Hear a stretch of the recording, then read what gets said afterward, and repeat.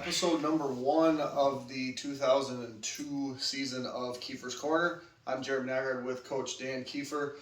Coach Keefer, we are here after the first week of the season, but no game last week with the storm. So tell us how that all went down. Obviously, the storm comes rolling through. How do you keep the kids engaged ultimately if there was a game?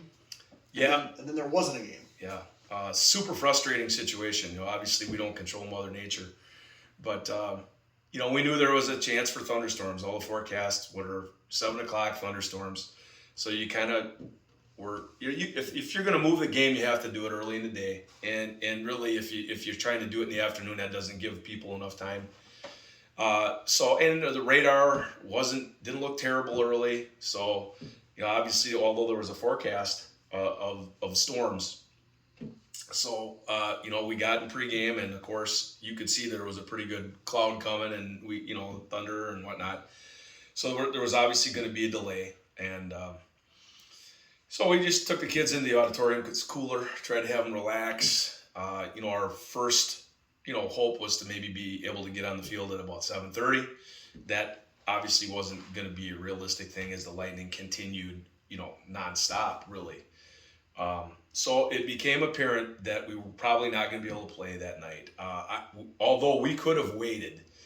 By rule, you can kick off before midnight, anytime before midnight. But is that the best thing for kids or anybody to sit in a locker room and wait and, because we probably could not have started before 11 p.m. But you never know. I was hopeful that maybe it would just turn to rain, and you can play in rain, but not with lightning. So that was not a possibility. So then the way it goes is the officials and Coach Dow from Sparta, we got together and we got to figure out, we got to play this game. So being a Thursday, I was like, we're in great shape. Let's play tomorrow. Right. And Sparta was unable to play. They just said, nope, I can't do it. We won't be able to do it. We won't be able to get our guys here. I said, okay, well, let's do it Saturday. They said, it's the same thing as Friday. We can't do it. So our only other option then would really be Monday. And when we left the school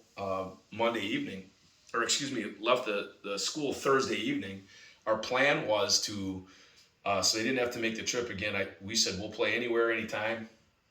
We offered to, go down by them, or, we kind of agreed on meeting somewhere in the middle at a site to be determined. We were either going to go Eau Claire, Altoona, Osseo, somewhere in that area. And we had agreed that Monday was the day that would work. And then I got a text Friday morning from Sparta saying, pull the plug. Yeah, their coaches and their leadership council had decided it would not be good for them to play 2 games in a week for fear of injury impacting their conference season, which is hugely disappointing. They're a team that had 25 seniors. Right. They're a team that was, I think they're going to be a pretty good football team. Well, and you prepared for a team. You prepared for a game. Oh, yeah. And then the disappointment of losing one of 9 games for these seniors. It's a huge deal for every kid, but especially the seniors. It's just, it was an opportunity robbed, and I really do feel bad. In fact, it was more troubling, I think, than a loss, to be honest with you, just because you feel so bad that you didn't get a chance. I mean, honestly, non-conference games are great for, learning and getting better, and we didn't get that opportunity, so that's tough. And the bearing on anything the rest of the season, a preseason or a non-conference game, aside from preparation and getting a game under your belt, has no impact on playoffs. Could it impact potentially the seeding? Is there some opponents deal that it could? Absolutely. With the computers making, selecting the seeds, it's all of your regular season data. Now we're hopeful that it will go in officially as a forfeit and not a non-contest. If it's a no contest, then it's nothing. But for playoff qualification, that is one of the tiebreakers is your overall record.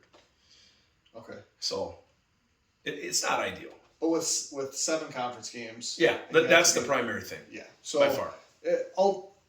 Looking at the whole picture, there are some negatives, but it's not going to be one of these where we lost an opportunity to get a win. The more wins you have, the more likely you are to qualify, because it's really the conference. Yeah, the qualification really happens you control that through the conference, and the non-conference is very, very low on the next criteria. So we turned the page then to GET. We've seen GET the last couple of years. 2 years ago, or 3 years ago at GET, one of the most exciting high school football games we've been a part of.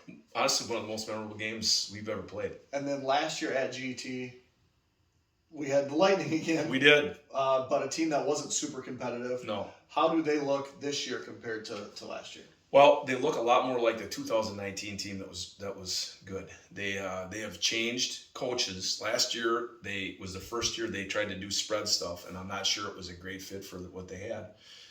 So they went back to what they know. Coach Paul Anderson is the new head coach, but he's an experienced guy, and they're foot to foot double wing, doing the exact stuff that they were doing, for years under Coach Stefan Hagen. So they look a lot more like they did in 19. They're a much better team. They played Mondovi on last Friday, and Mondovi's a good squad. Mondovi and Regis are probably the two favorites in the Clover Belt, and that was a close game. Mondovi wins 20-10, but it was a very competitive game. So GET, you're going to have a good test. That's a team that would be in the top half of the middle order. And we're going to keep GT on the schedule moving forward? I think that absolutely. Based on what I've seen from them, we want to play really good opponents. Right. And they look to be a lot better. So. Okay, so now let's talk about our squad. We haven't really talked much about our team. Obviously lose a lot of significant contributors from last year. Coming into this year, though, had, I would say, a number of kids that performed really well as underclassmen last year. And now you bring them all back as seniors. A lot of juniors that played a big role as sophomores. Mm-hmm. How do you, big picture of this squad, how do you view this team, 2022 Blackhawk football? Well, 2022 football team has been a very fun group to work with. I love their approach. I love their attitude. I feel like we have some really good leadership. I like the culture, the way the kids are treating each other, and they're getting there and we're working, and that's been a lot of fun. So those things require no talent, but this group does have a lot of talent. We have a lot of kids that we really, to be honest with you, have good size up front, which is exciting, and we have, I think, very good skill. We have very good depth at skill positions. I feel really good about we have 4 quarterbacks in our program right now that are just like, wow. I mean, you are hopeful that you can have kids like that. Mason Werner has been spectacular, and he's definitely been he's been lights out.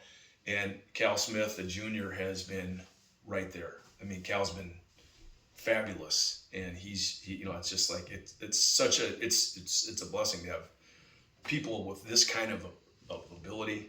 Now we have to do it on Friday nights, but they certainly can have all the skills that you're looking for.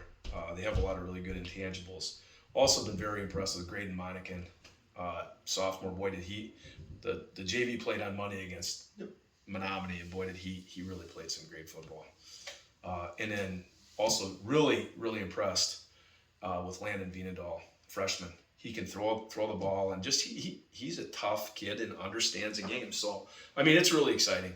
We got a lot of kids that are very, very talented.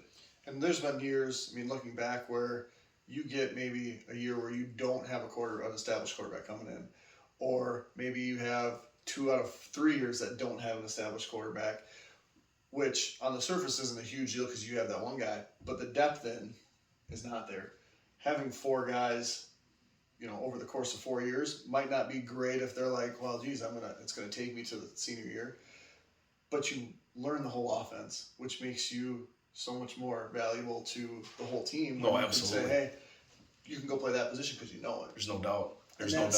That's one thing, having coached a little bit and then having played, like having guys that know the offense, huge. You did say something about size up front. I looked at the program and chuckled because I don't ever remember looking at a program that says Baldwinville Blackhawks down the side and seeing some of those numbers. I've seen on other teams. Mm-hmm. But we have 6'8", 6'7", 6'6", a whole bunch of 6'3s. Mm-hmm. Yeah, there's there's a lot of kids that are nice looking kids.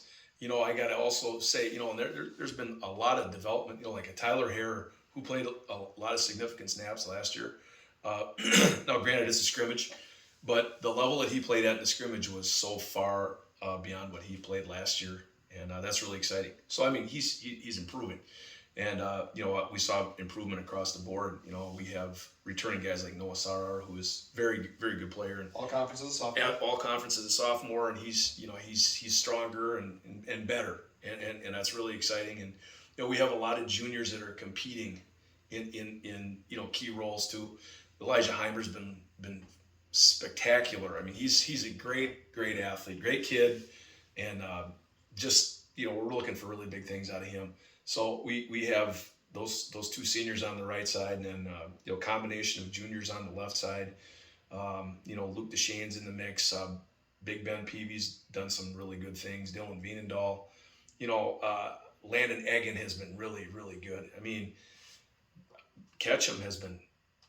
We have some really nice depth. And I don't want to leave anybody out because there's other dudes, but with Sam Aho, sophomore, really excited about him too. A lot of really good. I mean, we're talking about there are years you would love to have 5, and I feel like we have 8 or 9 guys that you can put them in and you're going to be fine, which is awesome. And in a school our size, having 5 linemen, you can barely get by, but those guys are probably also playing a ton on the defensive side of the ball.